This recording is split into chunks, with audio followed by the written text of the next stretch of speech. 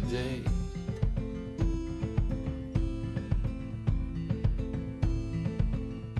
2000년도에 탄자니아에서 작업을 한 그건 이제 마사이 마라에서 찍은 사진인데 살아서 서울에 돌아가는구나 하는 얘기를 마음속으로 처음 했습니다.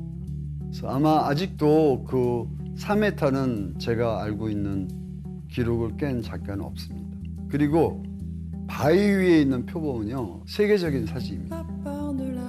없습니다. 대부분 나무 위에 올라가 있습니다. 딱 한 번 바위 위에 아침볕을 받는 그 표범을 본 겁니다. 이거는 조금 의의가 있다고 생각이 듭니다.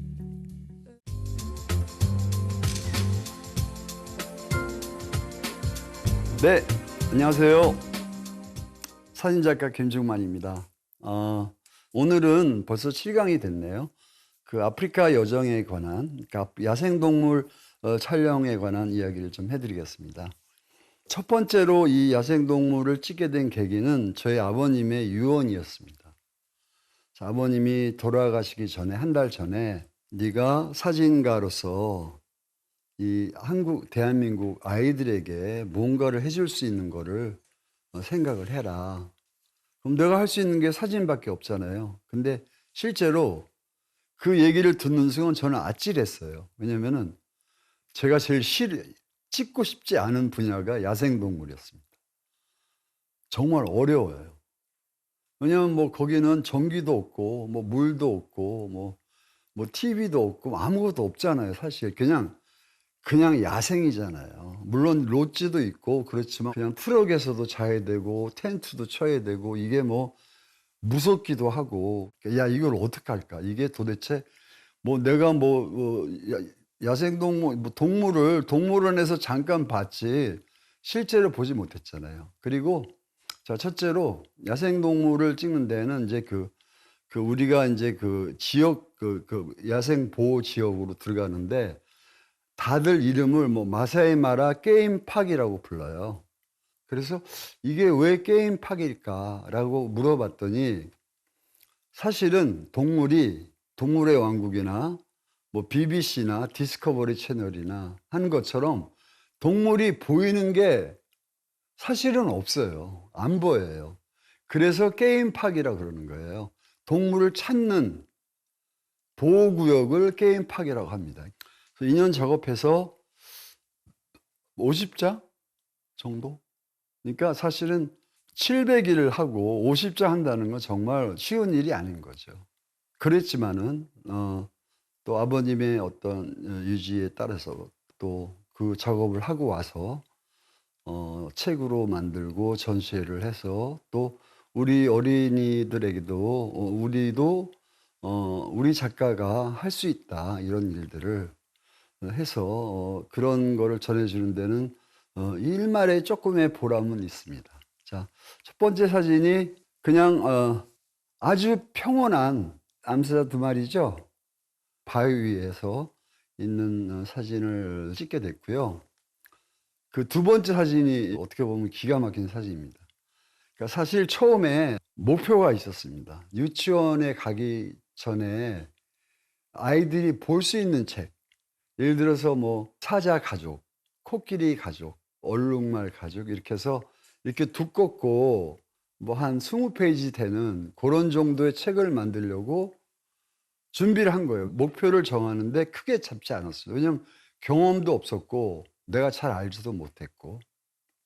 그런데 첫날 아침에 가서 찍은 첫 사진이 바로 이 수사자 사진입니다. 순간적으로 없어져요. 야생동물이라는 건 움직이는 겁니다. 계속 움직이는 건데 첫날 이제 이 사진을 이제 찍게 됐고요. 이건 이제 그 후에 찍은 암사자 사진인데 제가 한 일주일 정도 찍고 나니까 야 그러면은 그 유치원에 가기 전에 그 아이들이 보는 용도에서 유치원까지 볼 수 있는 용도를 찍을 수 있겠다는 생각을 갖게 됐습니다. 그게 거의 한 달 정도 됐습니다. 2달이 지났습니다. 그래? 초등학교까지는 되겠다. 3달이 됐습니다. 야, 고등학교까지는 되겠다. 4달이 됐습니다. 대학까지는 되겠다. 자, 문제는 여기에요. 거기까지 오니까 이게 50장 사진으로 안 되는 거예요. 모든 종류를 다 찍어야 되는 거예요. 그래서 제 책을 보면은 그 야생 덕, 그러니까 와일드 덕이라는 야생 개, 군만 찍지 못했고 동물은 다 찍었습니다. 자, 왜냐면은 이제 이게 대학을 지나서 야, 이건 전 국민 상대로 찍어야겠다. 모든 사람들이 볼 수 있게. 그래서 8개월을 찍었고 그때 한 15,000장 정도 찍은 것 같고 필름으로 찍었습니다. 그러니까 지금 같은 경우면은 뭐 15만 장 찍을 수 있겠죠. 이것도 사실은 귀한 사진인데, 자, 동물의 서열을 보면은 1위가 사자, 2위가 하이에나, 3위가 레오파트, 4위가 치타까지가 육식입니다. 이런 서열이 있는데, 카미는 모든 야생동물 사진가들의 로망입니다. 그만큼 찍기가 어려워요. 끊임없이 다니면서 찾아내는 겁니다. 이 사진을 찍고 제 막내 아들이 신봤다라고 그랬는데 그 정도로 어렵다는 거죠. 개인적으로도 좋아하고. 자, 이 사진은 이제 그 재미있는 에피소드가 있는데요. 8개월 동안 찍으면서 제 옆에서 필름을 갈아준 사람이 저희 아내였어요. 그 우리가 이제 여건이 뭐 충분하지 않으니까 제자도 데려갈 수 없고 아내하고 아들하고 셋이서 찍는데 여기가 이제 암보셀리 이제 킬리만자로 산에 있는 그 평지인데 여기서 찍었어요. 이 이제 약간 해가 떨어질 때쯤 해서 그때 찍었습니다. 찍고 그리고 카메라를 넘겨줬더니 어머 그러는 거예요. 그래서 왜 그랬더니 필름을 안 넣었다는 거예요. 야, 그래서 이제 뭐 아내한테 뭐라고 할 수도 없고 그리고 실수를 한 적이 한 번도 없거든요. 그래서 그러면 이렇게 해보자. 한번 내일 이 시간에 똑같은 시간에 와보자. 그래서 이제 그 시간을 재고 그 위치를 마킹을 해놓고 그 다음날 갔습니다. 갔더니 싱크로율 90%를 넘는데요. 똑같아요. 야생동물인데 그네들의 길이 있어요. 똑같은 시간에 한 팀이 이쪽에서 오고 한 팀은 서 있고 한 팀이 이렇게 가는 그들만의 세상이 아주 규칙적으로 가는 길과 시간대가 있었다는 거를 저는 이 사진을 통해서 배웠습니다. 제가 이제 카사네라는 보스와나에 있는 빅토리아 폴스에서 내려오는 초배강에서 찍은 건데요. 강물을 마시고 있는지 고기를 찍고 싶어서 조각배를 빌려서 이제 그 앞으로 가가지고 찍고 있는데 저는 그 보스와나 친구가 빨리 가자는 거예요. 옆에 좀 보래요. 봤더니 그 강이에요. 그냥 악어 밭이에요. 그 얘기를 보는 순간에 그래 가자 그러고 거기서 한 2분 있다가 철수했죠. 요거는 저한테는 아주 그냥 아찔했던 사진입니다. 이건 이제 행군인데요. 우리의 모습이죠. 사실은 우리가 끊임없이 먼지와 끊임없는 뭐 바람과 이런 데를 이제 거쳐가면서 살아가는 우리의 모습을 대변하는 그런 누떼들의 모습인데 사실은 어떻게 보면은 우리 인간도 야생동물의 어떤 삶과 뭐가 다르냐. 하지만은 아쉽게도 어쩌면은 야생동물은 점점 소멸돼 가지 않을까. 점점 개체수가 좀 줄어드는 건 사실이죠. 좀 안타까운 현실이죠. 눈을 찍은 건데요. 눈 중에서는 기린이 가장 아름답고요. 그 다음에 얼룩말도 아름답습니다. 제가 이제 기회가 되면은 한 번 더 이제 요즘 장비를 가지고 찍으면 동물의 눈만을 주제로 한번 작업을 할 계획을 가지고 있습니다. 마찬가지로 치타의 모습이고 굉장히 늠름하고 아시겠지만은 그 야생동물에서는 이제 가장 그 빠른 동물 중에 하나죠. 단점은 이제 오랫동안 사냥을 못 한다는 거. 그러니까 그 참 묘해요. 그래서 어떻게 보면은 가장 빠른 발을 줬는데 짧은 시간을 동시에 준 거죠.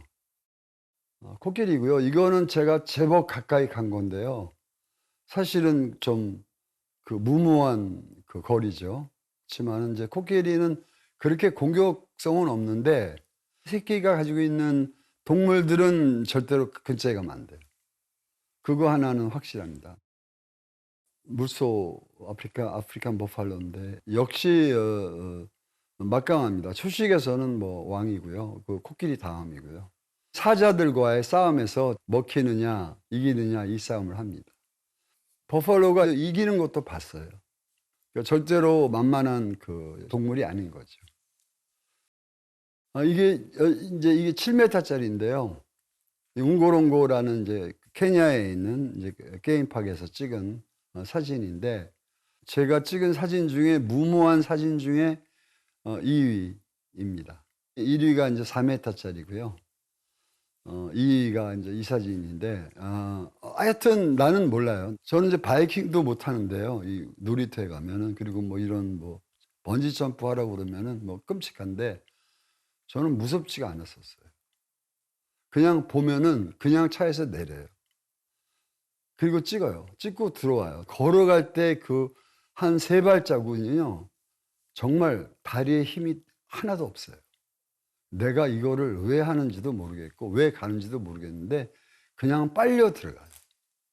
빨려 들어가서 찍고 많이는 못 찍어요. 사실은 필카이기 때문에. 그래서 찍고 뒤로 해서 돌아오는 건데 배가 불렀나인지 별로 이렇게 신경 안 쓰더라고요. 그래서 다행히 찍고 차로 돌아올 수가 있었습니다.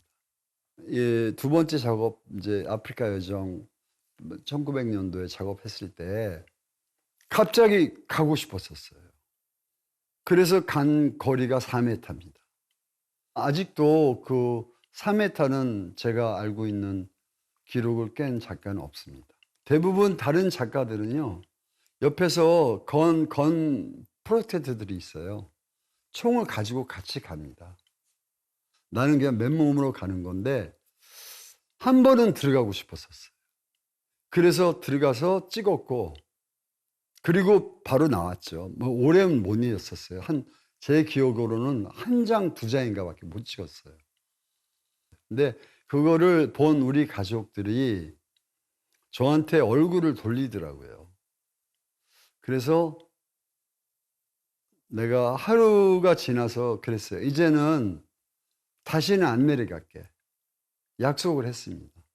그때서야 인제 저한테 말을 걸고 그날 제가 인제 그게 마지막 촬영이었어요. 그리고 3 미터가 아니라 예를 들어서 망원으로 찍을 수 있잖아요. 당연하죠. 그거는 우리는 카운팅을 안 해요. 이 사진은 뭐 몇 밀리로 찍었다 하는 거는 프로들은 다 아니까. 그거는 본질을 찍는 거죠. 예. 자, 망원이라는 렌즈도 좋은 렌즈고 망원으로 찍는 사진들이 또 있고요. 하지만은 실제로 사진을 했을 때에는 프로들과 아마추어들의 차이가 어떤 거다 하는 거는 분명히 구분이 돼야 되는 거죠. 자, 이게 이제 마지막 사진인데요. 사실은 바위 위에 있는 표범은요, 세계적인 사진입니다. 대부분 나무 위에 올라가 있습니다. 딱 한 번 바위 위에 아침볕을 받는 그 표범을 본 겁니다. 아마 제가 가지고 있는 사진 중에서는 동물 사진으로 볼 때는 그 가치성도 그렇고 조금 의의가 있다고 생각이 듭니다.